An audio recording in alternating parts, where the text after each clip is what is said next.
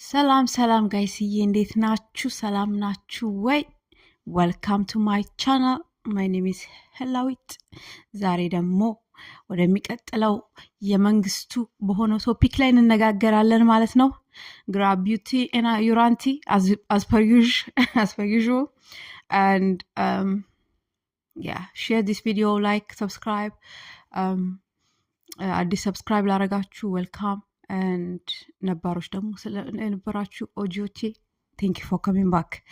And today we're going to talk about the dynasty and the kingdom of David, Solomon, Rehoboam, Jeroboam.